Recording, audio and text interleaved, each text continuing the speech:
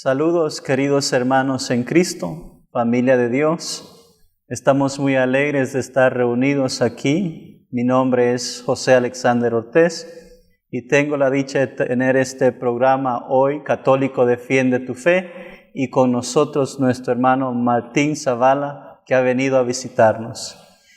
¿Quieres saludar al pueblo de Dios? Claro que sí, es un gusto, hermano José, estar con ustedes. Gracias por invitarme y un saludo a todos los hermanos. Gracias por acompañarnos. Estamos seguros que el programa de hoy, Católico Defiende tu Fe, va a ser de gran bendición para todos nosotros y para aquellos que lo miren también. En verdad, solo las palabras Católico Defiende tu Fe dice mucho para nosotros. Quisiéramos comenzar con un poco de su historia, de su vida, de su testimonio, de cómo fue su conversión, su proceso de conocer a Dios y de estar aquí con nosotros en esto. Claro que sí. En mi vida han pasado cosas muy importantes por gracia de Dios y en resumen yo siempre lo digo así. Yo nací católico, crecí católico, pero de joven me empecé a alejar de Dios. Me fui alejando cada vez más, tanto que a los 19 años dejé de creer en Dios y me hice ateo. Fue lo primero que me hice. Yo dejé de creer en Dios totalmente a los 19 años. Decía, Dios no existe, Dios es una mentira, Dios es un mito, es falso, la religión es mentira también, por supuesto, y dejé de creer en Dios. Duré 2 años sin creer en Dios. 2 años después, que era ateo, llegaron a mi casa 2 personas con maletín y corbata.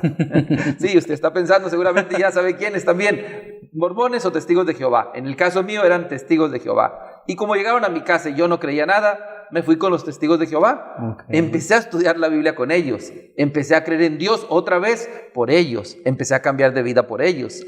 Y en eso estaba, y en esos meses que estuve con ellos, yo soñaba con ser un testigo de Jehová. De hecho, yo pensaba que era un testigo de Jehová, aunque tenía pocos meses de estar con ellos.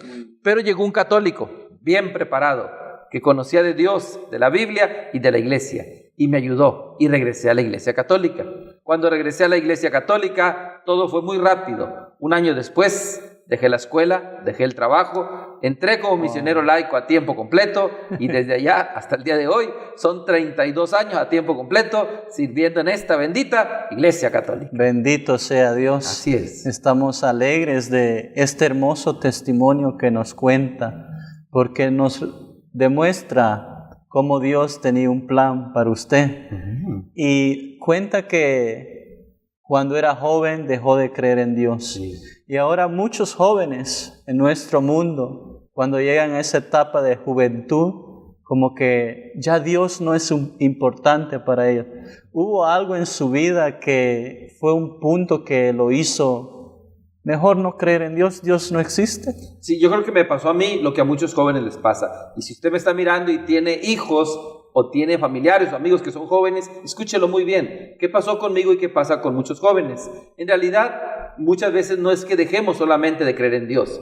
En realidad, a veces lo que buscamos es la felicidad, pero no sabemos cómo encontrarla. Amén. Y al no tener a alguien que nos oriente, que nos guíe, que nos apoye, que nos impulse al camino correcto, entonces uno se empieza a inventar dioses falsos. Por eso es que uno deja de creer en Dios, entre comillas, pero se hace otro Dios falso.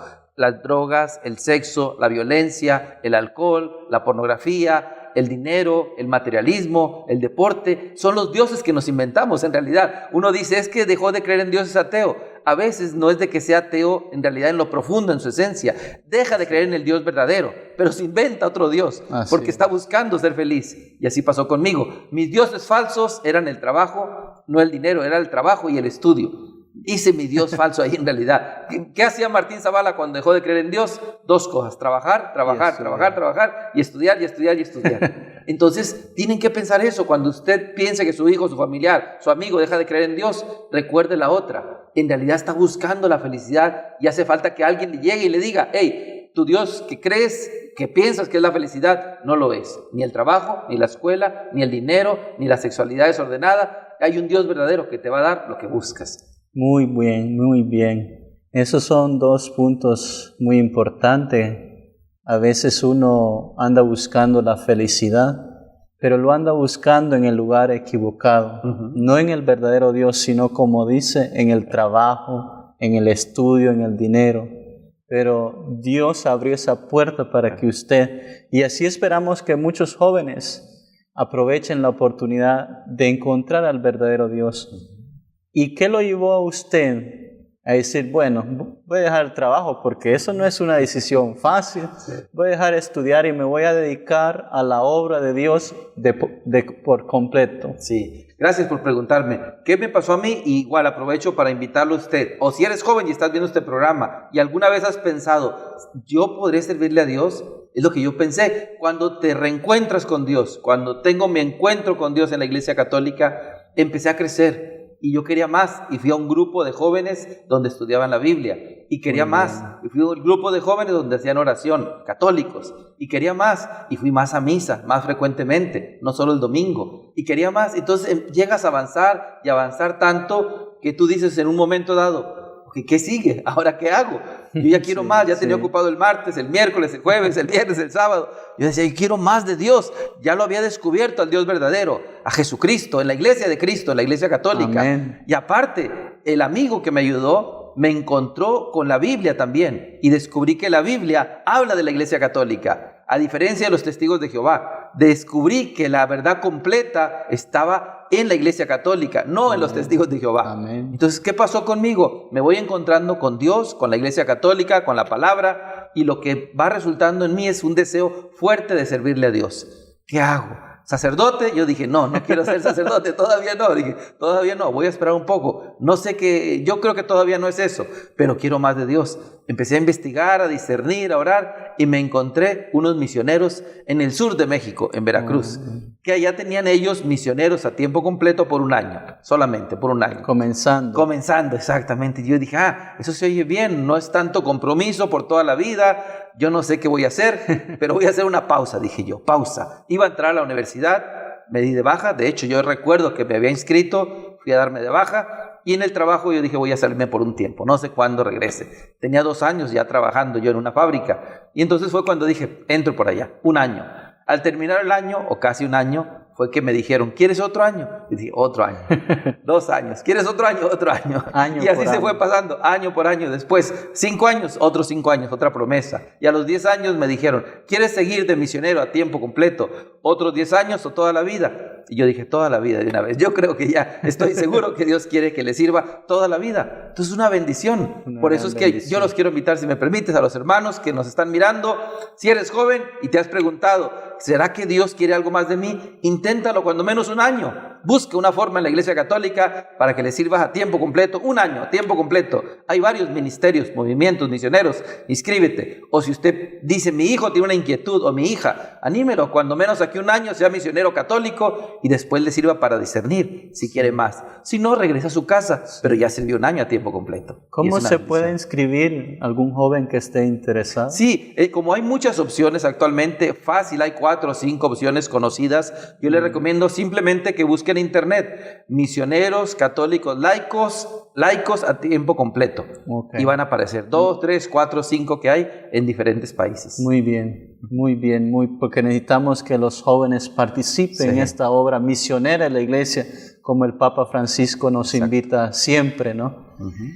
Cuando llegó ese amigo católico donde usted y le dijo, bueno, yo soy católico, y usted siendo testigo de Jehová, ¿hubo algún conflicto ahí o fue fácil para usted aceptar la palabra? Hubo conflicto y al mismo tiempo no lo hubo. ¿Por qué? Porque él conocía de la palabra de Dios. Entonces yo estaba escuchando por un lado a los testigos de Jehová, domingos en la mañana a las 11 de la mañana. Pero mi amigo llegaba entre semana y me decía, ¿qué te dijeron? Yo le decía, en la Biblia, en la Atalaya, en la revista de los testigos de Jehová, dice que el nombre de Dios es Jehová. Y entonces él me decía, bueno, vamos a ver la Biblia. ¿Cómo Jesucristo le llamó? Acá dice en el Mateo 6, 9, Jesús dijo, cuando oren digan así, Padre nuestro. ¿Cuál nombre usó? ¿Jehová o Padre? No, Padre. Entonces es Padre. Jesús cuando está en la cruz, en San Lucas o en San Juan, cualquiera de las dos, ¿cómo le llamó? También Padre. También Padre. Sí, entonces el nombre correcto es Padre. Y me empezaba a explicar, y así todos los temas. Si el testigo de Jehová llegaba y me decía, las imágenes están prohibidas, Dios no le agrada. Pero mi amigo me decía, con libros y con la palabra de Dios, mira, en Éxodo 25, 18 dice que Dios mandó a hacer 2 querubines de oro macizo. Y en Números 21, 8 mandó a hacer una serpiente de bronce. Y en 2 Samuel, procesión con imágenes. Decía, entonces lo que me está diciendo el testigo de Jehová no es la verdad completa. Me está leyendo unas partes de la Biblia, pero no me está leyendo otras. Y fui por eso descubriendo que no fue tan difícil el conflicto, simplemente escuché al que creía que sabía, el testigo de Jehová, pero después descubrí la verdad completa. El hermano protestante, entonces, lo que hace es que te enseña la verdad a medias, lo que él cree que está bien. Pero cuando te encuentras un católico que conoce más de la Biblia y te explica, te das cuenta que no, y regresas a la Iglesia Católica. Eso fue lo que pasó conmigo. Sí, que Dios le puso en su camino un católico bien formado, Sí. bien preparado. Y así también lo prepara usted para formar otros católicos. Exacto. ¿Cómo ha sido esa experiencia de llevar este mensaje de la enseñanza de Dios a los demás? La enseñanza también de la Iglesia Católica. Sí, lo que pasó conmigo entonces, al irme entrando, ingresando, profundizando como misionero, fui aprendiendo más a defender la fe, a conocer de la Iglesia, lo que le llamamos apologética o Así defensa es. de la fe. Sí. Entonces, todo católico tiene que saber defender la fe y muchas veces no sabe. Y lo que hice fue entonces preparándome mucho más, cursos, más pláticas, más estudio de teología, de la Biblia y de defensa de la fe. Y me di cuenta que sí, la gente tiene hambre de Dios y también hambre de tener respuestas, que es lo que la Biblia dice en 1 de Pedro 3:15, siempre estén dispuestos a dar una respuesta. O sea, tú, yo y todos los que nos miran tenemos que prepararnos a defender nuestra fe. Y Amén. empecé a dar pláticas, primero en pueblos pequeños, otros pueblos me invitaban, los misioneros me llevaban, fueron otros pueblos más grandes y fui creciendo así. Con los años fuimos avanzando, tanto que después ya con los años escribí libros. Gracias a Dios yo tengo ya 18 libros escritos. Bendito sea Gracias a Dios, bendito sea Dios. Y podemos ayudar a la gente con conferencias, retiros, pláticas, libros, sitios de internet tenemos de defensa de la fe. Y todo eso ayuda para que el católico, sin pelear, sin atacar, sin ofender, sepa dar razones de su fe. Sí, porque muchas veces cuando se habla de defender la fe, algunos piensan hay que pelear, hay que atacar, y no, realmente no se trata de eso. Realmente se trata de mostrar que nosotros amamos el tesoro de la fe que Dios nos ha regalado en su Hijo amado, ¿no? Y eso es lo que nosotros somos llamados a defender, porque en verdad a nuestro alrededor quizás hay muchas personas con falsas doctrinas, falsas enseñanzas. ¿Usted se ha encontrado en alguna situación que le ha tocado dialogar con algún hermano separado, algún testigo de Jehová evangélico sobre la fe?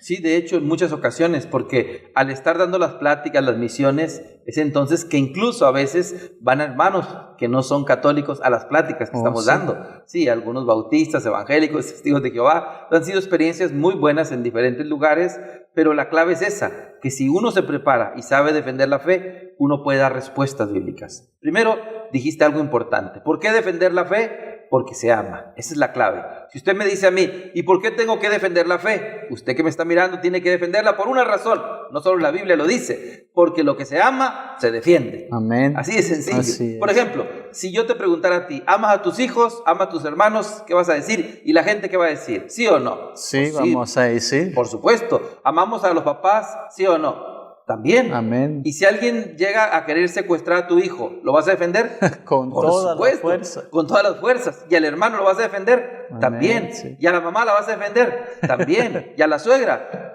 Pues también tenemos que defenderla en realidad a todos. Sí. Pues es igual con la Virgen, con la misa. Si un católico dice, yo amo a la Virgen, amo al Papa, amo a la Iglesia, hermano, pues si tú la amas de verdad, a la Iglesia, a la Virgen, al Papa y a Cristo en la Eucaristía, no lo olvides, lo que se ama, se defiende. Por eso entonces fue muy importante lo que me dijiste, me acordé de eso.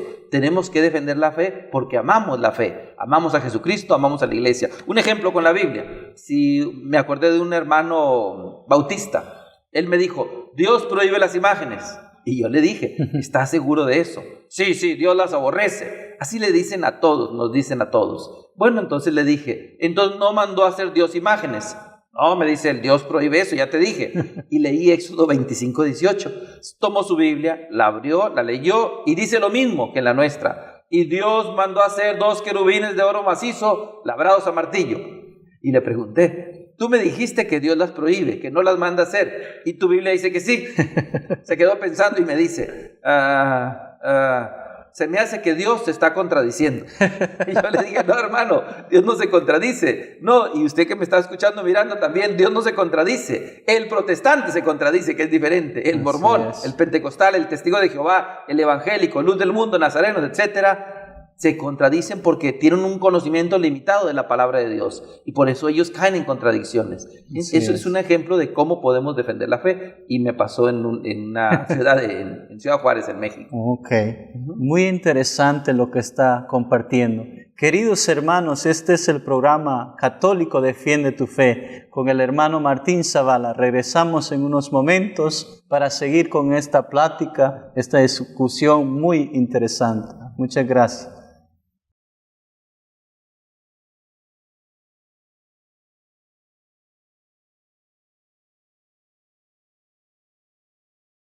Bienvenidos una vez más, queridos hermanos, familia católica, pueblo de Dios. Estamos muy alegres de estar aquí en la presencia de Dios y también con nosotros el amor que ha traído nuestro hermano Martín Zavala, compartiendo en el programa Católico Defiende tu Fe. Quisiéramos tocar algunos puntos, hermano, porque defender la fe es bastante. Sí. Hay muchos puntos donde muchos hermanos que no conocen la fe católica pueden criticar, pueden atacar. Hablemos un poco sobre la confesión. Uno de los temas muy atacados, algunos hermanos dicen, yo no me voy a confesar con un hombre. La Biblia dice confesarse con Dios directamente. ¿Qué quisiera decir sobre ese tema? Sí, gracias, porque es una de las cosas que más nos cuestionan. Seguramente usted también lo ha visto en su casa, en Facebook, en Internet. Usted que nos mira en este momento ha escuchado esa pregunta y todos lo hemos escuchado de parte de hermanos que no son católicos. Así tal cual lo dicen. Directo con Dios, no hace falta el sacerdote. El sacerdote come igual que yo porque me voy a confesar con él. Sí, incluso se burlan un poco así. Sí. Y dicen ellos una cita: maldito el hombre que confía en otro hombre. Jeremías 17:5. Sí, hermanito, pero si sabemos defender la fe, es lo que vamos a hacer en este momento. Por eso se llama el programa Católico Defiende tu Fe. Le vamos a decir así 3 cosas. Número 1, ¿por qué nos confesamos con el sacerdote? Porque la Biblia lo dice. En San Juan 20, 22 al 23, amén, Jesús le dice a los apóstoles: reciban el Espíritu Santo. A quienes ustedes perdonen sus pecados, les quedarán perdonados. Y a quienes no se los perdonen, les quedarán retenidos. Y es la palabra de Dios. Esa palabra de Dios ¿lo dice igual en la Biblia protestante? ¿Sí o no? Sí, lo mismo. Lo mismo. Lo mismo, exactamente. Entonces, ¿por qué el hermano testigo de Jehová, pentecostal, luz del mundo, nazareno, ebenecero, la roca, le dice a usted, ¿por qué lo hacen los católicos? Dígale, hermano, porque está en tu Biblia y en la mía. En las 2 Biblias dice lo mismo. En la palabra de Dios dice que Dios le dio la autoridad a los hombres. Número 1. Número 2, lo pusieron en práctica. Si leemos en Hechos de los Apóstoles, capítulo 19, versículo 18, vamos a encontrar en la Biblia que dice así: venían a confesar públicamente sus pecados. Es decir, durante los primeros siglos la confesión era pública, después se hizo privada, pero tenía que estar el apóstol o el sucesor del apóstol, el obispo, o el que tenía el poder. ¿Para qué? Para dar la absolución. Por eso se hizo desde el principio. Y la tercera cita clave es Santiago 5:16. Escúchenla muy bien. Santiago 5:16. Dice ahí el apóstol. Santiago 5:16. Confiésense unos a otros sus pecados. Textualmente lo dice. Entonces, ¿qué hacemos nosotros con el sacerdote? Vamos a confesar nuestros pecados. El sacerdote se confiesa con otro sacerdote. Sí, así también, es. Por supuesto. Y el obispo también. Sí, todo mundo. Porque nosotros católicos, la confesión, al estar en la Biblia, es parte de la vida cristiana. Un cristiano verdadero, aquel que diga que es cristiano, no se confiesa solo directo con Dios, no. Después de pedirle perdón directamente a Dios, vamos con el hombre de Dios que Jesús dejó para que nos reconcilie públicamente con la iglesia, recibamos el perdón de Dios, la gracia y el perdón de Dios y nos hagamos amigos de nuevo con Dios. El sacramento amén. De la confesión. Amén. Gloria es una bendición. Señor, sí, es una bendición, gloria a Dios. Bendición. Y aparte está basado en la palabra de Dios, no es invento de los hombres, no, es la palabra de Dios la que dice que tenemos 2000 años practicando la confesión. Y la gracia que se recibe cuando uno va a confesarse con aquel que tiene la potestad de que Dios le ha dado de perdonar los pecados. Más aún. Entonces, hermano José, eso tenemos que hacerlo todos los católicos. Si hay algún católico que ve el programa y dice, yo me tengo que confesar con el sacerdote frecuentemente. Sí, hermano, si usted quiere ser un buen católico y quiere recibir la gracia de Dios y el poder de Dios, entonces no se confiese cada 4, 5, 6 meses. ¿Qué les recomiendo yo? Lo que yo he tratado de hacer y los santos lo recomiendan es la confesión cada mes y medio o cada mes. Amén. Eso nos va a ayudar muchísimo. Sí. Entonces, no solamente usted va a cumplir la palabra de Dios, no, además va a recibir esa amistad, poder y gracia de Dios para su vida. Por eso es una bendición para nosotros los católicos. Sí, es una manera de limpiarse, de liberarse de todas esas ataduras, Amén. de todo eso que lo ata a uno. Sí, y sigues adelante más fuerte en la fe. Sí, fortalecido con la gracia de Dios. Así es. Otro punto, porque hasta el Papa Francisco, los papas se confiesan, pero algunos dicen, ¿por qué se necesita tener un papa? Sí. ¿Por qué? Porque él es el anticristo, él es el 666. Sí. Hablemos un poco sobre el Papa. Muy bien. El modelo, el papel del Papa. Perfecto. Los hermanitos no católicos, que hoy se hacen llamar cristianos, hay que aclararlo bien eso. Antes era muy fácil decir los protestantes y sabíamos quiénes eran los que no son católicos. Así. Hoy han sido muy astutos, la verdad. Algunos ya se dicen, somos cristianos. No, hermano. Cristianos somos nosotros también. Sí. Eres cristiano pentecostal, Sí. cristiano nazareno, cristiano luz del mundo. Y nosotros somos cristianos católicos, que es lo que decía Paciano en el año 600 aproximadamente. Mi nombre es cristiano, mi apellido es católico. Pues como él lo dijo así, vamos con el Papa entonces en la Biblia. El Papa quiere decir papá, viene el griego, papas es papá. Y en realidad en la Biblia Jesucristo quiso dejar a alguien que fuera el guía visible, el pastor universal de esa iglesia, el pastor de los que él iba a dejar. Y hay muchas huellas en la Biblia. La más fuerte siempre va a ser San Mateo 16:18.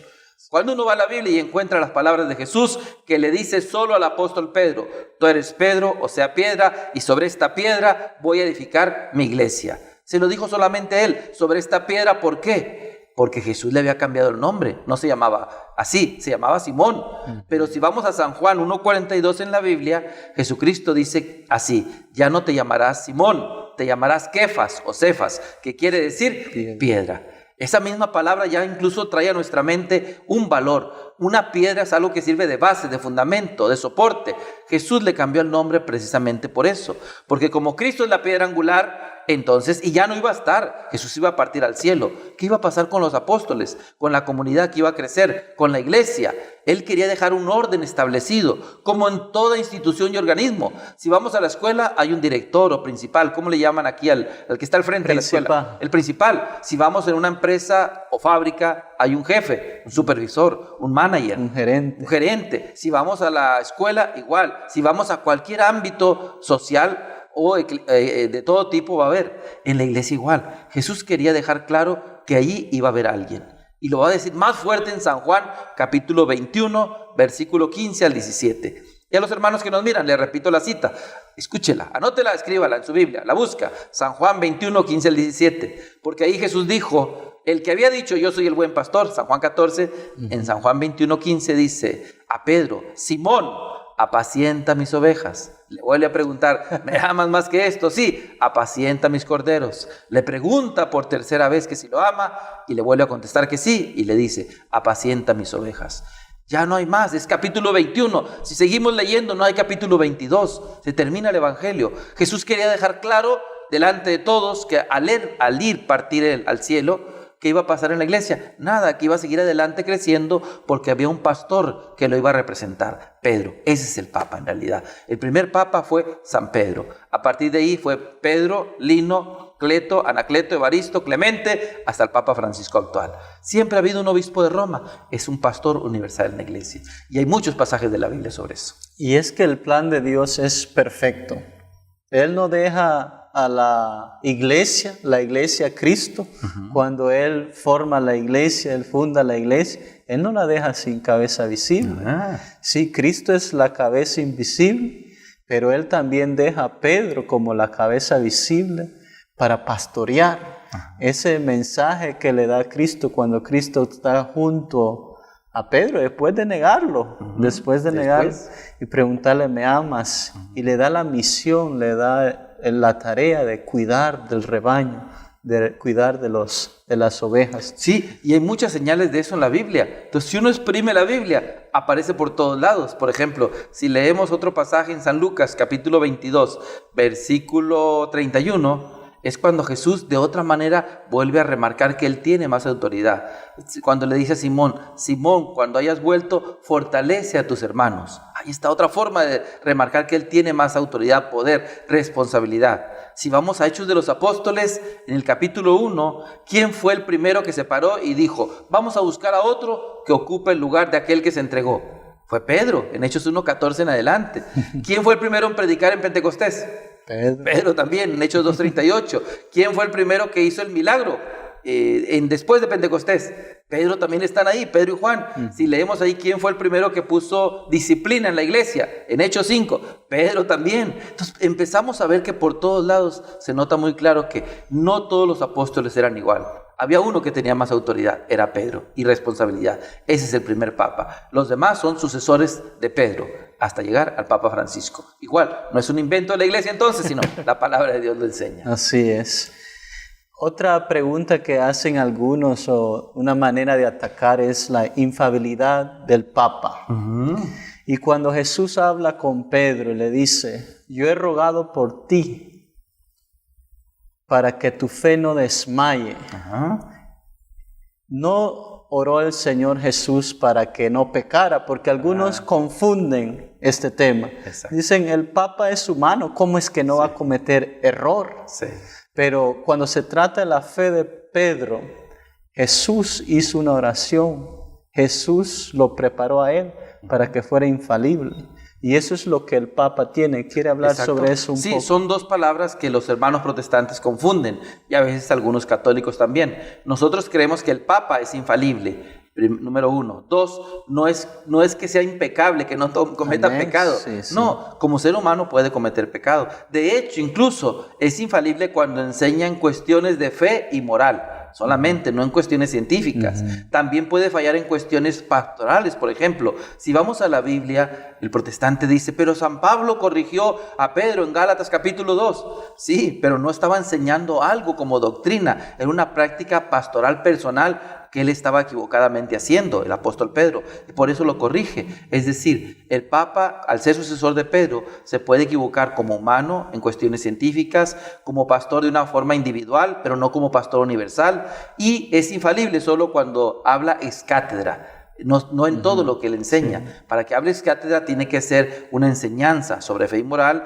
tiene que decir que está usando esa autoridad, tiene que ser públicamente que lo anuncia, y eso es muy pocas veces que lo usa. Han pasado muchísimos años antes de la última vez que se usó. Por lo tanto, entonces no hay que extrañarnos tanto en eso.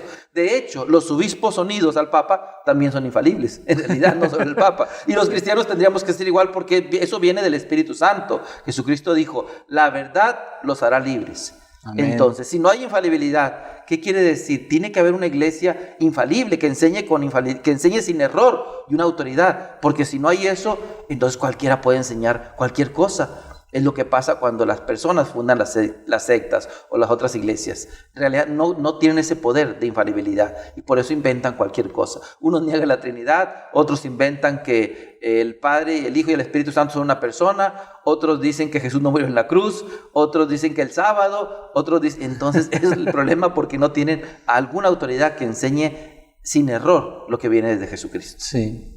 Y el Papa debe ser respetado como cualquier padre espiritual. Sí. San Pablo muchas veces, hablando a las comunidades, decía, yo me considero su papá espiritual.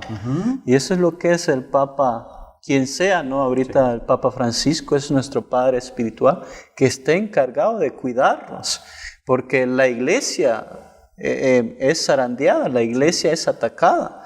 El enemigo, Satanás, no está contento con una iglesia bien fundada, una iglesia firme, con la iglesia de Cristo. Sí. Y por eso Satanás sigue atacando, sembrando cizaña. Hemos escuchado mucho sobre los escándalos en la iglesia, sacerdotes tentados, sacerdotes atacados, nosotros laicos también. Quisiera compartir un poco usted sobre lo que está viviendo la iglesia en estos momentos. Sí, claro, eso es muy importante y qué bueno que nos están mirando por televisión, porque lo que vamos a hablar en este momento es clave. Tenemos que explicar qué hay acerca de los escándalos en la iglesia. Hay 3, 4, 5 cosas. Empezamos cuando menos la primera.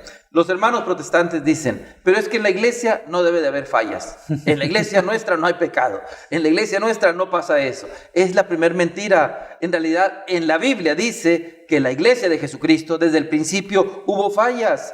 Si nosotros leemos 1 Corintios capítulo 5, vamos a leer de escándalos sexuales en la Biblia, en las primeras comunidades. Alguien diría, ¿cómo? ¿Eso es ahora? No, eso está en la Biblia. San Pablo les dijo así, en 1 Corintios 5, del 1 en adelante. San Pablo les dijo muy fuerte, dice, ustedes están peor que los paganos. Uno de ustedes se metió con su propia madrastra. Imagínate, cosas difíciles. Escándalos difíciles. Ahora, yo le digo a la gente, te comento a ti, ¿qué hizo el apóstol Pablo cuando escribe eso? Cuando después lo comparte con otros, lo guardó, se quedó callado, no dijo nada, no lo sacó. Sí. Entonces, cuando pasan escándalos, no nos gusta a nosotros ni hoy ni antes, como no le gustaron a San Pablo. Pero tienen algo de bueno los escándalos. Cuando sirven de corrección, la idea del escándalo, de lo que está pasando, es de que se sepan y los demás sepan que esa actitud no puede ser apoyada, no puede ser fomentada, que es incorrecta y que esa persona no puede estar viviendo así. Es decir, sirve para que se santifiquen. Igual hoy en día, no nos gustan los escándalos, pero nos sirve, igual que en la Biblia, para que se purifique. Si hay algo que no está bueno en la iglesia, es como un árbol. Cuando queremos que vuelva a dar frutos, tenemos que podarlo, exactamente. Entonces, cuando usted escuche de escándalos, no nos gusta, por supuesto, y hay que luchar para que no pasen, pero al mismo tiempo, darle gracias a Dios, porque eso ayuda a que crezcamos en santidad. Si hay algo malo, que se salga, sí, porque si no, no ayuda. Es lo que pasaba antes y sigue pasando a hoy. Entonces, esa parte primero es importante comentarla. Estoy seguro que nuestros hermanos están gozando en esta discusión que estamos teniendo con nuestro hermano Martín. Regresamos en unos momentos para seguir este diálogo interesante que nos está ayudando a nosotros como católicos a seguir defendiendo nuestra fe. Continuamos en algunos breves momentos.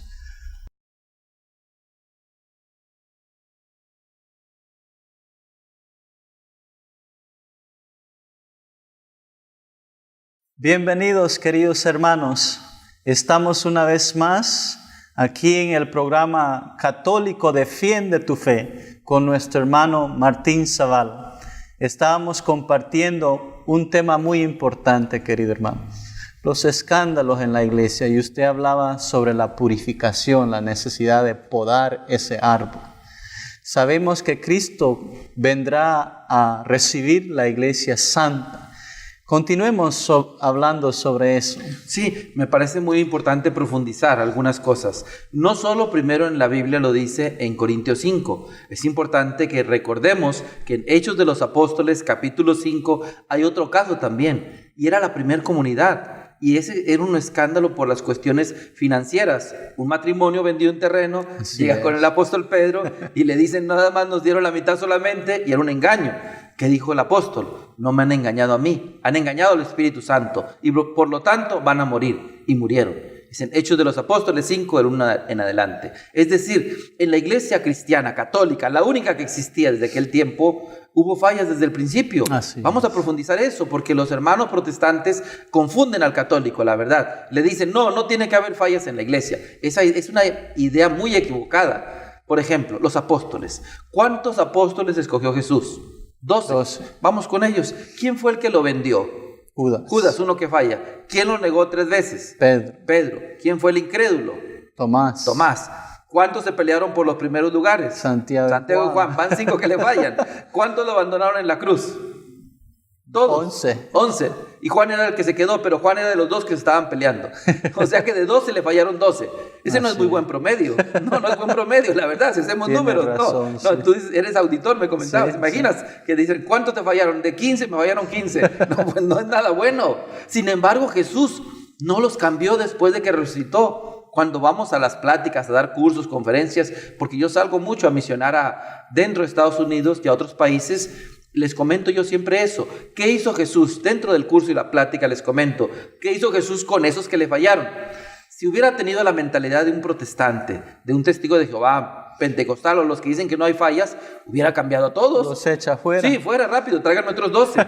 Yo incluso les digo, si pudiéramos lograr en una cápsula que se inventara en el futuro, no existe, pero si se inventara una cápsula del tiempo y enviáramos 2 testigos de Jehová o 2 protestantes aquel día y vieran lo que pasó, y Jesús triste porque le fallaron, le hubieran dicho a Jesús, te fallaron los 12, ¿verdad? Jesús triste hubiera dicho, sí. Ellos le hubieran dicho, ya ves lo que te pasa por escoger católicos, es lo que te pasa por escoger católicos, te fallan, porque ellos dicen que ellos no tienen fallas. Mentira, todos tenemos fallas. San Juan lo dice. Cuando alguien le diga a usted, yo quisiera dirigirme directo a usted, que nos está viendo en este momento, cuando alguien le diga a usted, en la iglesia no deben de existir fallas, es mentira. La Biblia dice, primera de Juan 1:8, primera carta de Juan 1:8, si alguien dice que no tiene pecado, es un mentiroso. Entonces, es un mentiroso aquel que le dice, en mi iglesia no hay fallas, porque todos somos seres humanos y todos somos pecadores. Por eso es importante que entendamos eso. En la iglesia, desde el principio, es la parábola que Jesús usó también. En San Mateo 13, 24 al 30, la parábola del trigo y la cizaña. Otra vez, va a haber cizaña. Si en aquel tiempo, siendo 12 apóstoles, le fallaron los 12, ¿cómo no va a haber fallas hoy en la iglesia, que somos más de 1,200 millones de católicos en el mundo? Entonces, ha habido escándalos fuertes y no nos gusta, y la iglesia está luchando por corregir todo eso que no se vuelva a dar. Pero hermano, si piensa usted o alguien piensa que nunca va a volver a ver, está equivocado, porque es igual que en el matrimonio. En Efesios 5:25, San Pablo nos dice que la iglesia es como una esposa. Y en un matrimonio siempre va a haber fallas. Así es en la iglesia. Siempre ha habido hasta que Cristo vuelva. ¿Por qué? Porque somos seres humanos. No se nos debe olvidar eso nunca. Si se nos olvida, vamos a batallar en la iglesia y en la casa. Cuando uno se enoja, se desespera o uno tiene mal carácter a veces, es porque uno piensa que no debe de haber fallas en nadie. Y es un error. Somos seres humanos en la casa y somos seres humanos en la iglesia. Y por eso Jesucristo dijo, no son los sanos los que necesitan médico, son los enfermos. Yo no vine por los justos, vine por los pecadores. Exactamente, hermano. Ve todo lo que estamos explicando. Le tiene que ayudar al católico a estar firme. Cuando hay escándalos no es para decir, me salgo de la iglesia, hay fallas y ya me voy, ya no voy a volver. Es al revés, es para que te lances con más ganas, con más fuerza, a hacerla más santa, tú y yo, con nuestra vida, con nuestro ejemplo, compartiendo con los demás, y estamos seguros de que Jesucristo sostiene la iglesia, que es la única iglesia que Cristo fundó. Y no lo hemos hablado de eso. Cuando menos 2 cosas tengo que decir. Nosotros católicos no estamos en una iglesia, estamos en la iglesia que Cristo fundó. En la iglesia verdadera. En la iglesia verdadera, que es bien diferente. Los mormones se fundaron en 1830. Los pentecostales en 1901, los testigos de Jehová en 1876. Pare de sufrir, seguramente hay por acá, 1975. Bautistas, 1611. Luteranos, 1517, etc. Yo tengo un libro que no pude traer en esta ocasión, pero tal vez después lo mande. El libro se llama Respuestas Católicas Inmediatas. Respuestas Católicas Inmediatas. Y al final del libro puse una lista completa de las principales iglesias y sectas protestantes, quién las fundó, cuándo se fundaron y dónde se fundaron. Muy importante conocer eso. Sí, de esa manera nos formamos mucho más. Ese es el libro que más piden, de hecho. Si alguien incluso llega a buscar lo que esté más interesado, puede buscarlo en internet, en defiendetufe.com. Está fácil. Sí. Defiendetufe.com. Sí. Ahí están los libros y eso nos va a servir para explicar con la palabra de Dios cómo la única iglesia que Cristo fundó, que viene desde aquel tiempo, es la iglesia católica. Siempre. Las demás son fundadas por hombres. Entonces, estamos entre una decisión. Cuando alguien le diga, vente conmigo, o vente a mi iglesia, o vente a mi grupo, o acá es mejor, o acá leemos más la Biblia, decir, hermano, mira, yo te respeto y te amo, pero amo más y respeto más la palabra de Dios y a Jesucristo. Entonces yo no quiero estar en una iglesia fundada por hombres, quiero estar en una iglesia fundada por Jesús. Con fallas, sí, pero es la iglesia de Jesús. Es como la esposa. ¿Tú estás casado? Sí. Cualquier casado, si estamos casados y estamos en un lugar, por ejemplo, en un centro comercial, en un lugar donde haya mucha venta y haya mucha gente y se nos pierde la esposa por tanta gente. ¿Y uno a quién tiene que buscar entonces si se pierde la esposa? A la esposa, obvio, la por esposa, supuesto. no tienes una que opción. parezca. Exactamente. Entonces, no, si llega y te encuentra la esposa abrazada con otra, y, se parece a ti. No tienes opción. Sí. No se parece. En la iglesia pasa algo parecido. Olvides, hermano, cuando alguien le diga que acá es mejor, se siente más bonito, acá cantan mejor, predican mejor. No es buffet, no es cuál le gusta más y cuál se parece. No, esposas hay una sola. Y en lo espiritual, iglesias de Jesús, esposa, hay una sola también. La iglesia católica. Y para nosotros los católicos creo que hay una tristeza escuchar católicos estando en la verdadera iglesia, la iglesia que Cristo fundó, teniendo todos los sacramentos, todo lo que Jesús dejó, se vayan para otro lado. Sí, ese es un problema. Por eso una frase famosa que en muchos países se extendió es católico ignorante, seguro protestante. Eso es lo que pasa. Hermano, si usted es católico y es católica, escúchelo bien también. No basta con ser católico, tiene que conocer la fe. Tenemos que conocer la palabra de Dios, porque si no, las iglesias protestantes están llenas de ex católicos que no conocían de la Biblia, que no conocían su fe, que decían yo soy católico por tradición, pero no por convicción. Entonces tenemos que formarnos en la fe. Así es. Y aprovecho para recomendarle un sitio donde hay temas gratis en internet de defensa de la fe. Es www.defiendetufe.org. Es diferente al otro. En este es para que usted vea gratis, defiendetufe.org. El otro es defiendetufe.com para los libros. Pero en este usted puede encontrar mucha información gratis en internet. O también, para que no le pase eso, en Facebook. Si usted va a Facebook y lo usa mucho, póngale por ahí Martín Zavala, predicador, un servidor, y lo va a encontrar videos gratis, temas gratis y enseñanzas de cómo defender la fe, para que ya no se nos vaya ningún católico. Un buen católico que conoce la fe no se va, al contrario, ayuda a que otros regresen a la iglesia católica. Sí. Ningún viento lo mueve, porque está firme en lo que Cristo dejó, sí. ¿no? Y así tiene que ser. Sí. Un católico convencido, bien formado, no se va nunca y al contrario, ayuda a otros a que se acerquen a la iglesia, a la misa, a la Eucaristía y a que vivan plenamente como católicos. Sí, porque hay doctrinas que se ven bonitas, aparentan ser bonitas, pero atrás de eso no hay nada para el cristiano, no hay nada que lo forme y lo fortalezca. Y sobre todo lo esencial, no lo olviden también, no está la Eucaristía. Y Jesucristo dijo en San Juan 6:54, el que no come mi cuerpo y no bebe mi sangre, no vive de verdad. Y es palabra de Dios. Y esa es la realidad. Y yo me pregunto a veces, ¿cómo va a vivir uno sin la Eucaristía? ¿Cómo va a perseverar, mantenerse en este camino de ser fiel al Señor, de ser fiel a su palabra sin la Eucaristía?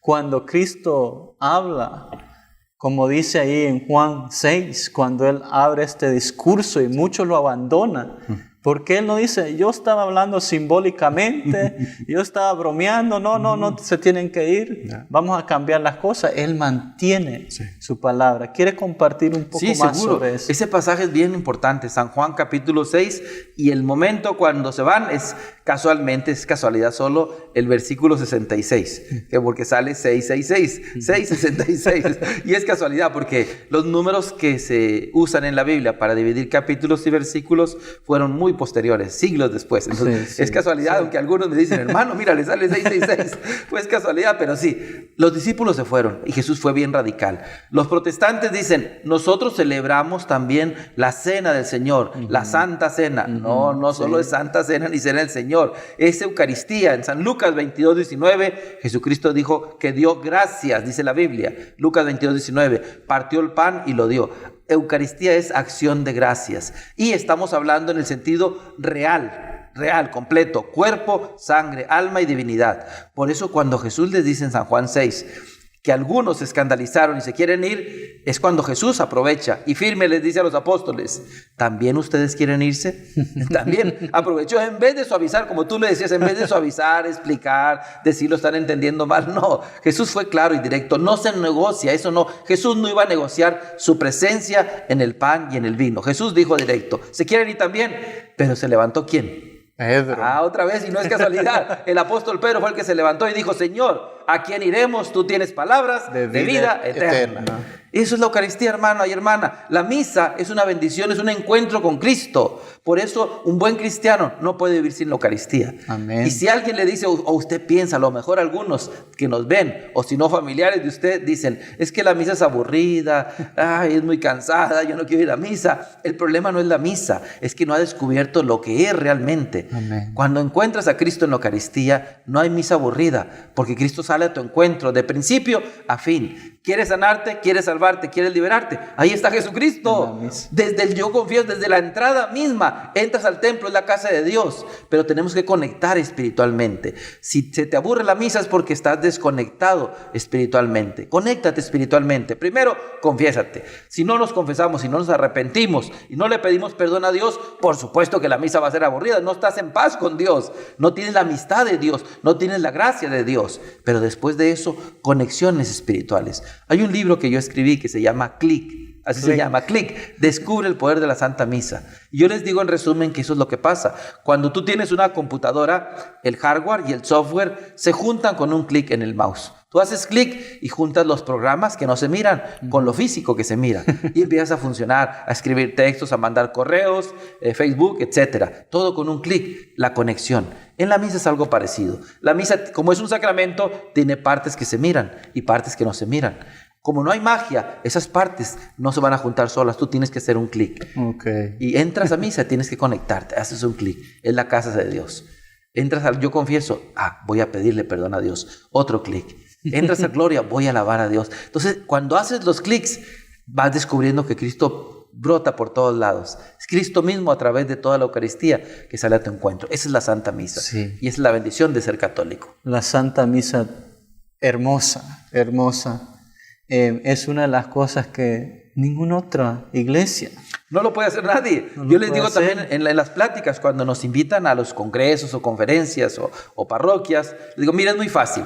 Si usted va a un congreso protestante, concierto, donde van famosos cantantes como Marcos Witt, Rabito, Juan Luis Guerra, Samuel Hernández, Yuri, Tercer Cielo, etcétera. Sí, Adrián Romero, ¿sabe qué? Sí, pueden cantar bien bonito, pero vale más una misa. Vale más una misa. Amén. Con un sacerdote ya grande de edad que no se le entienda y 5 ancianitas que estén ahí, vale más que un congreso donde hay 5,000 protestantes cantando con todos ellos, porque allá son 5 hombres buenos, si quiere, cantándole a Dios, y acá es Cristo mismo ofreciéndose a Dios para salvación nuestra. Eso no tiene comparación. Por eso la misa vale muchísimo más. Sí. Descúbrala, descubrámosla, vivámosla y nos vamos a dar cuenta que es la mejor bendición de ser católicos. Vivirla, conocerla, celebrarla y defenderla también. Es grande vivir la Santa Eucaristía. Ese es el centro de nuestra vida, de nuestra salvación. Sí.